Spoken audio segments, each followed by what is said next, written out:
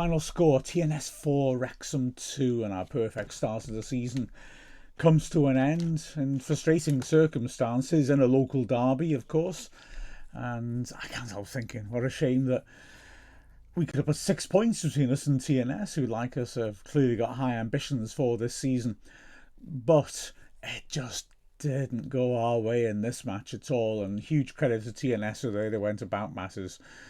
They had to make a couple of changes to their team. We made changes to our shape, and ultimately they were the team that looked much better. I have to say, though, we made enough chances to score a few goals, but they opened us up with ease at times. They scored, sort of 3 goals in the first half and looked like they could have scored more. And yeah, I think we've got to be very disappointed with the way that match went, and especially the first half. So we switched our formation and went to 4 at the back, and TNS immediately were putting us under pressure. They were very organised without the ball. They were putting us under pressure in our own half, laying little traps, and they did it really well. And our passing just felt a little bit forced at times. We kept trying to make things happen. We were a little less patient on the ball, perhaps. And all of this added up to a pretty catastrophic start to the match, in all honesty. Now, TNS had given a first start to one of their new signings, Zara Gibbs, and she really brought a lot of energy into midfield, and she was responsible in the 11th minute for the start of the move that ended with TNS scoring. And it was one of those things that I think happened quite a lot. They were stepping in, they were intercepting while they were reading situations. And we were, because we were getting caught in possession, it's a bit like counter-pressing, isn't it? Our shape isn't right, and we were just wide open then for them to punish us. So Gibbs on this occasion did really well, tackles Mahmood and helps the ball out to Chapman on the left-hand side. She cuts in onto her right foot. You can see exactly what she wants to do. She's looking to curl it inside the far post. She doesn't get it inside the post, but Lizzie Craven's unsighted because Phoebe Davis is looking to stop Chapman from having that angle for a shot and sees it late. She'll still be disappointed, I'm sure, it got under her left hand.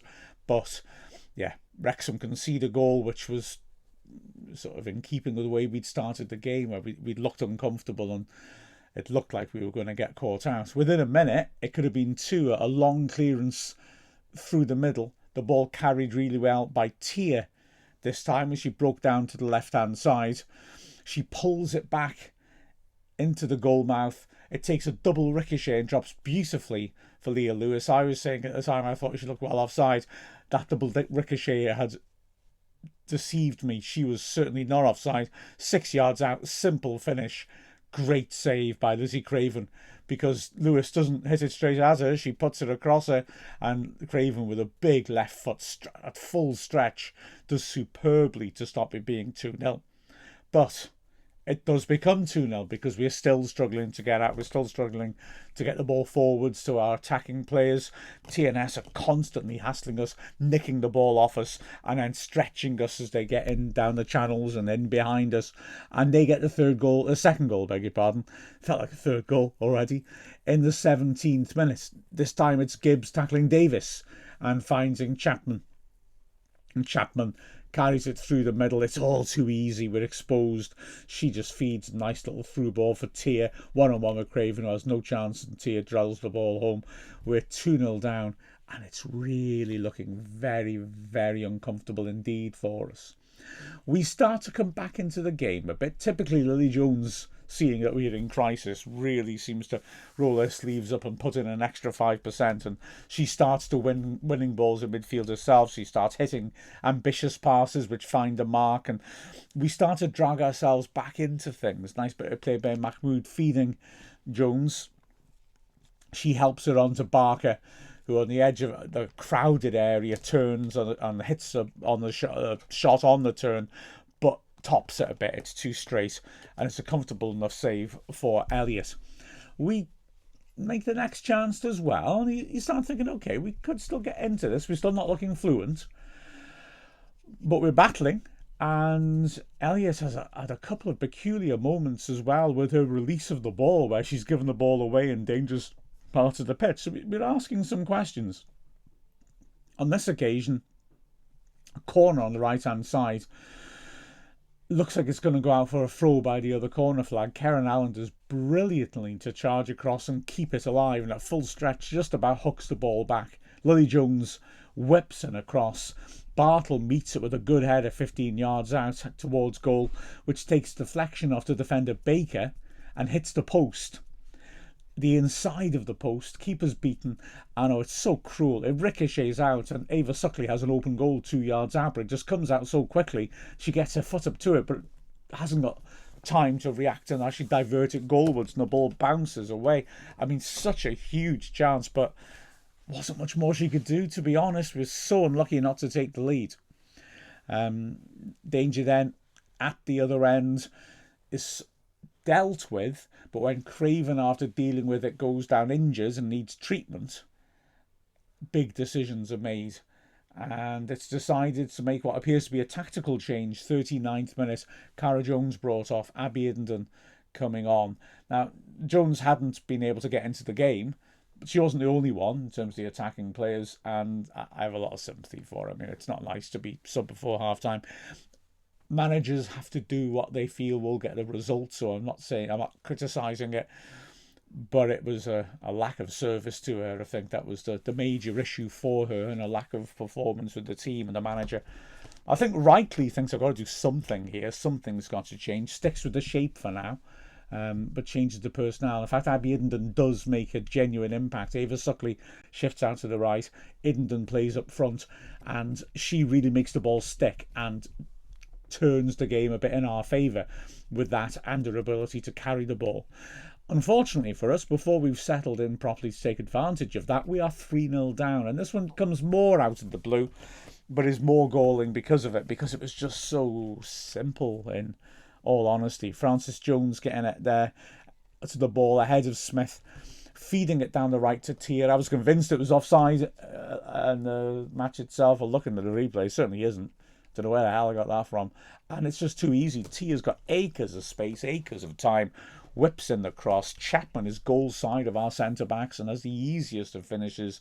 Again, Craven totally exposed. Nothing she can do about it. And we're 3-0 down. And this is turning very ugly and frustrating. At just when we were starting to get a little bit of a foothold, we go 3 down as easily as that. However, to be fair, we finished the half extremely well. We have 4 chances between the 44th minute and the 3rd minute of added time, the last of which goes in. And the complexion of the game changes. Firstly, some lovely skill by Mahmood in midfield, turning, helping the ball forwards. Harrison managed to beat Suckley to it, but Suckley does ever so well to tackle her and then drills in a powerful shot, but it's too straight and Elliott's able to save it above her head. Then Elliott, like I said, poor distribution by her, gives the ball away. Barker is able to feed Mahmood, but from 18 yards out, she gets underneath the shot and puts it over.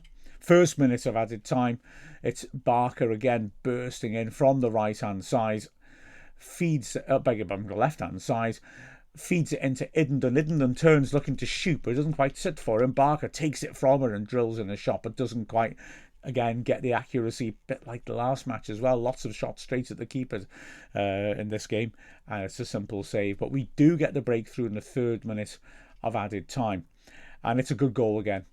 Craven with a long kick. Iddenden does superbly to win it and turn and feed Suckley. She slots Mahmood in one-on-one, and she draws Elliott and then slots it calmly underneath her.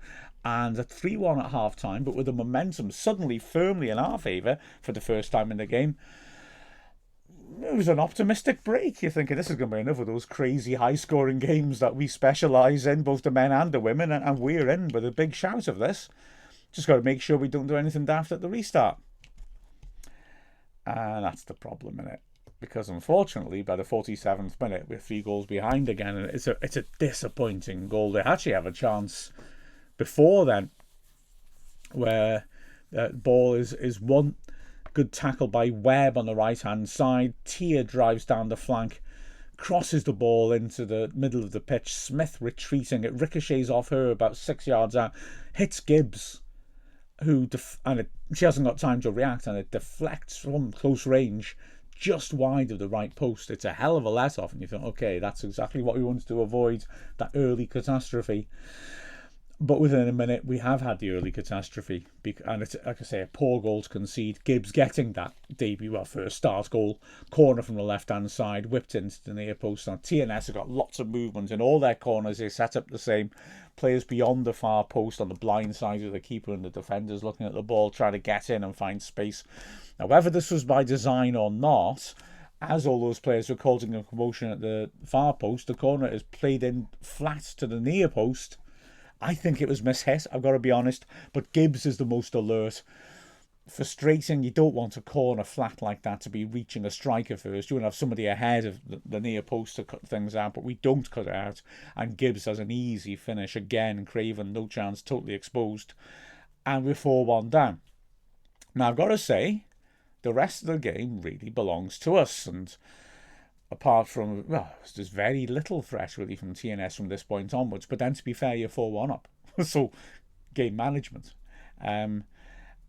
We do carve out a lot of chances, though. And on a different day, and if we'd finishing had been better, who knows? But, yeah, let's not try too hard to say we're hard done by. We weren't hard done by. TNS were the better side. But we do make opportunities. Snape whips in a corner.